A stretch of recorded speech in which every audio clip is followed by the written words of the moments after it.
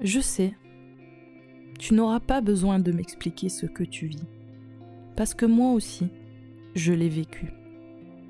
Ce moment d'éternité suspendu dans les cieux et l'univers, cette fusion avec les atomes de la planète. Ma mission de sauver le monde, d'avoir la sensation réconfortante d'avoir enfin été élu, et que mon existence ait enfin un sens. J'ai tout vu, et j'ai vu la même chose que toi. Oh, à quelques détails près. Nous avons nommé et créé notre propre histoire avec ceux qui nous entouraient. Pourtant, la réalité de ton cœur qui brûle te paraît limpide. Cette-ci est réelle. Tout se connecte enfin, comme la longue toile du web. Web où tu cherches sans doute qui tu es, où tu es, et peut-être une main tendue. Des gens comme toi. C'est exactement ce que j'ai fait il y a 12 ans. Tu ne seras sans doute pas séduit par les témoignages bien rangés dans les délires et polissés des gens qui expliquent le trouble bipolaire ou la psychose. Tu cherches peut-être, comme moi. Partout j'ai cherché Dieu, puis j'ai cherché des miroirs de moi. Suis-je la seule? Pourquoi je vis ces instants extraordinaires? Pourquoi cette mission? La mienne était d'expliquer de manière douce, compréhensible et à l'écrit aux autres humains les messages de Dieu, avec un seul mot d'ordre, ne pas faire peur. J'ai reçu la mission d'écrire des histoires pour rassurer ce monde qui a tellement peur de tout ce qui est différent.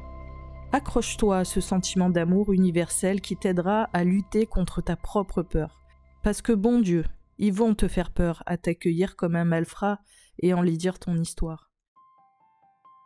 J'écris d'abord la folie pour que toi tu n'en aies pas peur. Ensuite, pour qu'ils n'aient plus peur de nous. Mais eux, pour moi, c'est presque un détail pour le moment. Ce qui me concerne dans mon chemin de vie, c'est qu'un jour je puisse te prendre la main et que je te dise que je te vois car je te crois. Je sais ce que tu vis. Le faux et le vrai n'ont aucune importance dans ces moments-là.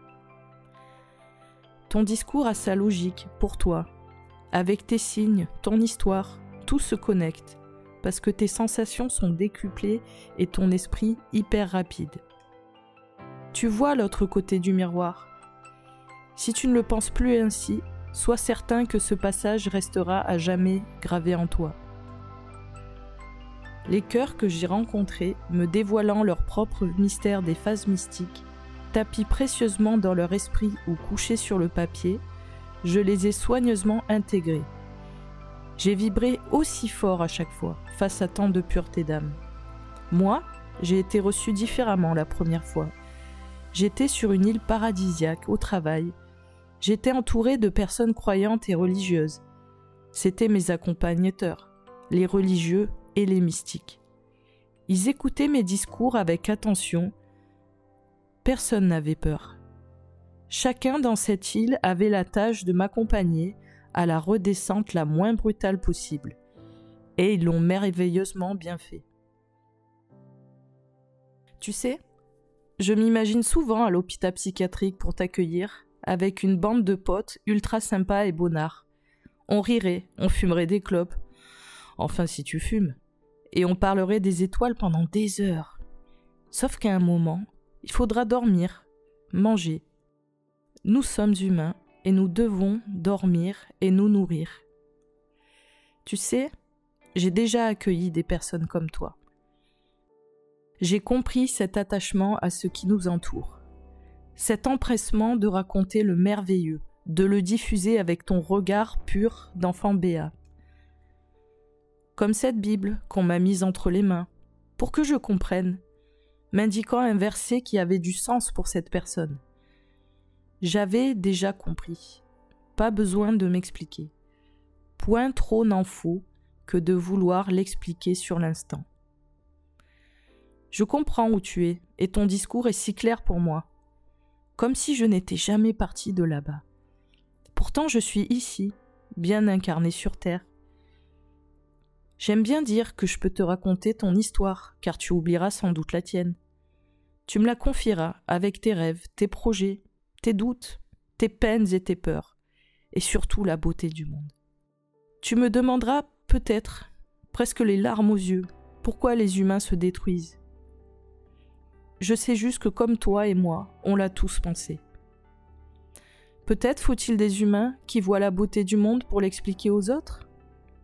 Je voulais t'écrire un article formel qui donne des chiffres, des faits, des noms aux différents types de délires. Je voulais t'écrire des analyses, du rationnel, informer ceux qui n'ont jamais vécu une phase maniaque, mystique. J'aurais voulu te dire que c'était un excès de dopamine et qu'on te régulera par la suite pour que tu n'y retournes pas. Je n'ai pas pu. Et je n'ai pas de mission en réalité. Mais j'aime écrire et je comprends ceux qu'on appelle les fous, les délirants, comme si j'étais constamment avec toi. Il n'y a aucun message caché dans mon cœur, aucune phrase ni aucun mot, aucun code secret sur lesquels s'attacher particulièrement dans cette lettre. Je t'écris pareil, même sorti de notre paradis perdu. Je dis souvent que la folie m'a laissé des yeux de chat et un cœur de prophète. C'est uniquement une image, une métaphore. La folie m'a laissé ma poésie et permis alors de constamment, encore et encore, me connecter à la tienne. Des yeux de chat qui verront ce que tu me montreras, et un cœur généreux qui a connu l'amour du monde et la volonté de le protéger, jusqu'à devenir bien trop grand et exploser mon esprit. Je sais que les petits événements et grands événements mondiaux, atroces et absurdes, nous affectent tous. Nous, les fous, les plus sensibles à la beauté et à la douleur du monde. Je sais que les grands projets dans lesquels on s'investit nous font vaciller. Alors c'est normal qu'en 2025, avec la santé mentale comme grande cause nationale française, nous puissions nous embraser. Tu sais, je rêve d'être cette femme qui te tient la main et qui te chuchote tous ces mots, entre deux éclats de rire. Parce que quand le monde est beau, il a beaucoup d'humour. Je t'expliquerai un possible futur où l'on ne sera plus obligé de t'attacher, de t'isoler, de t'hypersédater, et qu'en attendant, nous sommes nombreux à œuvrer dans ce sens. Surtout quand dans ton esprit, tout va vite. Pourtant, ta conclusion est bonne et universelle. C'est juste qu'on l'oublie. La peur ronge ce monde et il n'y a que la réunion et l'amour qui peuvent créer un espace où l'humanité s'épanouit. Alors oui, le monde est un peu lent à le comprendre, je le reconnais. Quand on nous dit un peu trop rapide. Quelle blague! Peut-être que tu liras cette lettre après ton expérience. Avec des yeux et un cœur différents, peut-être insensibles, mais j'ai appris qu'on n'oublie jamais rien. Peut-être qu'un jour, tu ne comprendras plus ce que tu as vécu, que tu ne pourras plus déchiffrer les textes que tu as lus. Ton cœur se sera refermé, craintif. Peut-être que tu ne croiras plus en l'univers, en Dieu, ou d'autres êtres suprêmes. Je comprends, le bougre, il t'a lâché pour qu'on te nomme bipolaire, schizophrène, fou. Une maladie, un trouble? En niant ton expérience?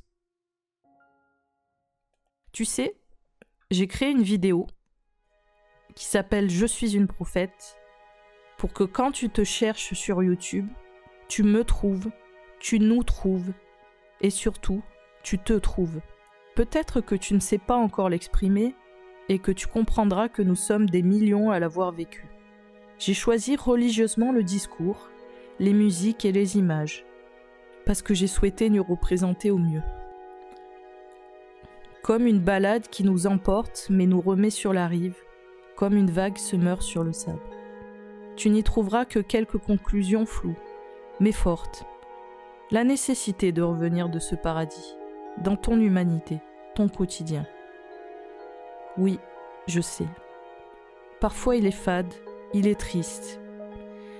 Il n'est pas aussi grandiose que le cœur qui bat actuellement à travers toi. Et tes rêves grandioses. Qu'ils appelleront par la suite des idées de grandeur. Le monde irait mieux si on rêvait aussi grand qu'en phase maniaque. Je suis persuadée qu'on va y arriver, à montrer que ce qu'on appelle folie et beauté est éclairante. Oui, mais tu me diras, certains sont tourmentés par des délires effrayants. mais parce qu'on t'a fait peur, en face, dans les yeux, par leur regard, par leur propre peur. Rencontre quelqu'un en face de toi, apaisé, qui t'écoute et qui te sourira. Et il désamorcera ses tourments. Je n'ai plus cette énergie confiante de mon état mystique. Je t'avoue, j'ai toujours peur de publier, comme cette lettre. Tu sais, j'ai eu un grand rêve né dans cet espace-temps différent, écrire un roman. Mais ma question lancinante est, est-ce que je saurais bien raconter notre histoire? C'est peut-être ce qu'il restera de ton paradis perdu, des projets, des rêves réalisables et novateurs, et surtout, cette expérience intime et précieuse, nichée au creux de toi. Il est temps pour moi de revenir dans l'espace-temps humain. J'ai une connexion limitée à ce style d'écriture. Et c'est parfait ainsi. Très humain et obligatoire que de ne pas rester connecté à ce monde invisible. Et si jamais tu doutes, souviens-toi, quelqu'un quelque part t'a reconnu et te reconnaîtra. Je te laisse cette lettre à lire quand tu voudras te souvenir que tu n'étais pas seul. Parce que crois-moi, j'ai tellement mal au cœur quand je pense à ta solitude. Parce que ça aussi, je le sais.